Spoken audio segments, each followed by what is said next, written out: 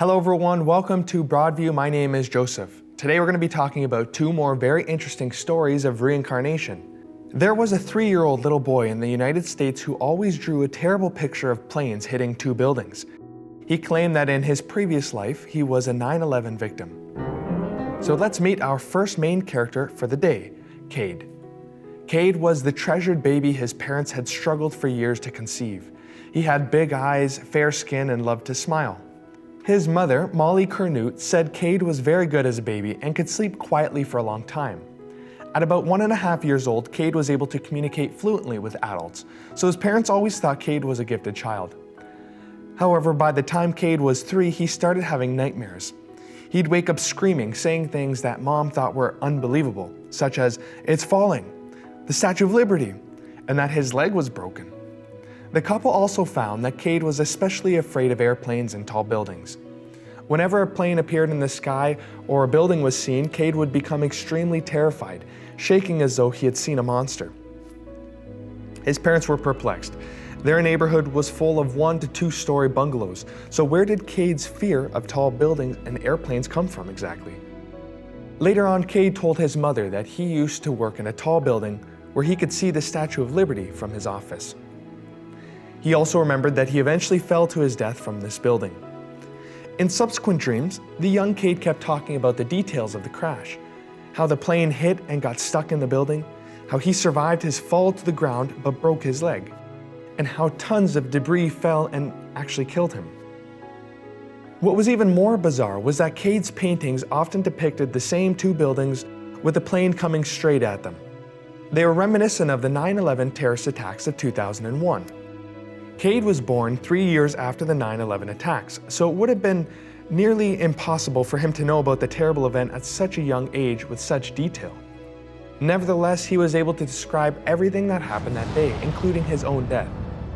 His mother wondered if her son really could have been in the World Trade Center that day. Could he have been? Could he be? Could he be in the World Trade Center? In my head at the time, I did begin to think he was describing 9/11, Curnutte said. As a mother, I was concerned that early on he was so concerned with death and dying. But he would always assure me that we don't die. He would tell me that we don't die and that he picked me. He would tell me that he chose me. Later, Cade often asked his mother to change his name. He insisted that Cade wasn't his name and that he didn't like it. Eventually, he gave his mother another name. When Curnutte entered the name online, she was surprised to find it on a list of names of 9/11 victims. Was this just a coincidence or was it something more? To find out, Cade's parents decided to take their son to New York to meet with Ben, Cade's friend from his previous life. During the meeting, 10-year-old Cade amazingly answered every question about the victim with precision, including details about Cade's job in his previous life and some inside information that only certain people knew about the plane crash. Little Cade's words dumbfounded Ben, who did not believe in reincarnation. Cade's mother said that she has now learned about the man who unfortunately died in the 9/11 attacks. He used to work on the 110th floor of the North Tower of the World Trade Center and served in the US Air Force. At the time, she had no intention of contacting the family of the deceased man. However, the image of the plane crashing into the building was deeply etched into Cade's mind and became a nightmare that wouldn't go away. After seeing their son suffer from the painful memory for so many years, the couple decided to bring him to the site of the 9/11 World Trade Center. They hoped it would actually help him let go of the past life and embrace his new life. As he stared at his previous name engraved on the monument, Cade silently said goodbye to his past life. He wished to forget those memories that no longer belonged to him. Surprisingly, Cade was no longer afraid of airplanes and tall buildings after this. He had put aside the fears from his past life and restarted his new life. So that's the end of our first story of the day. How do you feel after hearing of Cade's experiences? Please remember to click the subscribe button below so that you won't miss our exciting videos to come. Next, we'll meet our second main character, whose story is even more amazing. His name is James Leoninger. He and Cade are similar in that they both remember their lives before reincarnation, that it was they themselves who chose their preferred parents, and that in their previous lives they both experienced the pain of an unnatural death.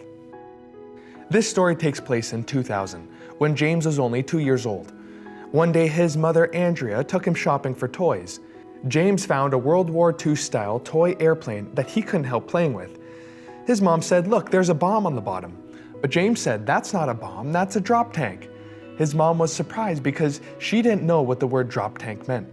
When they got home, she asked her husband Bruce about it, but he didn't know either.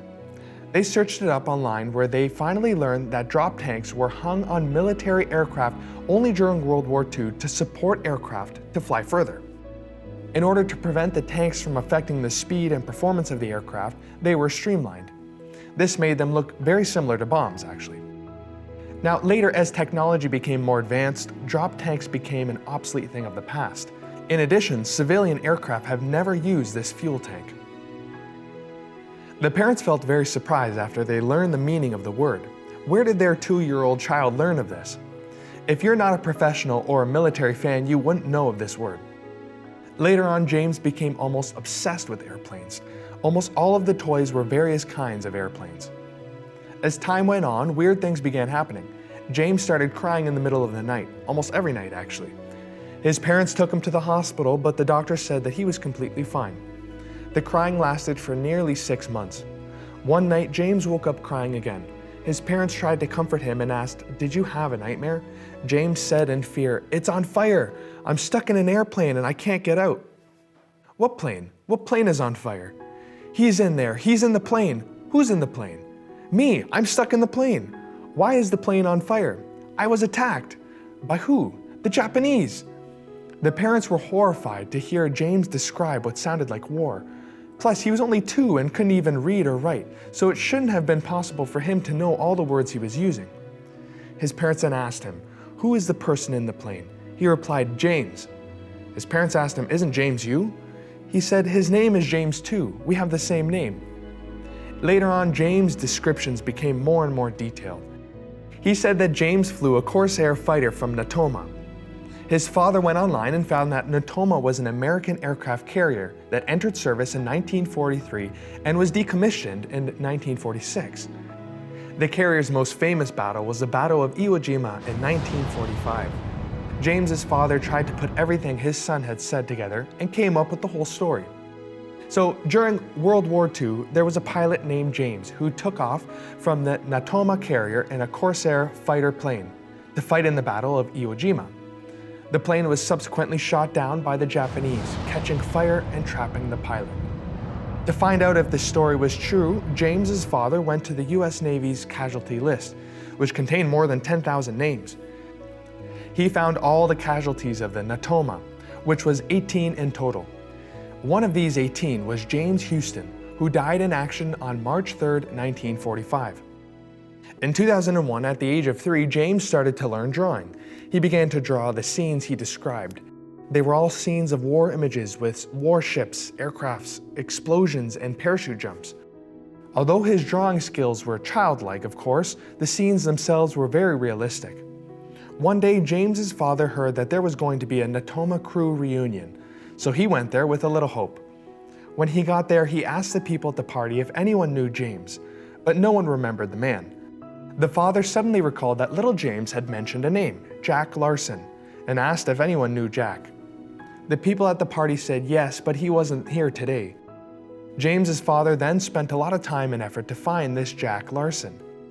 At the time, Larson was already a retired US Army soldier and was over 90 years old. When he finally found Larson, he asked if the soldier knew a man named James.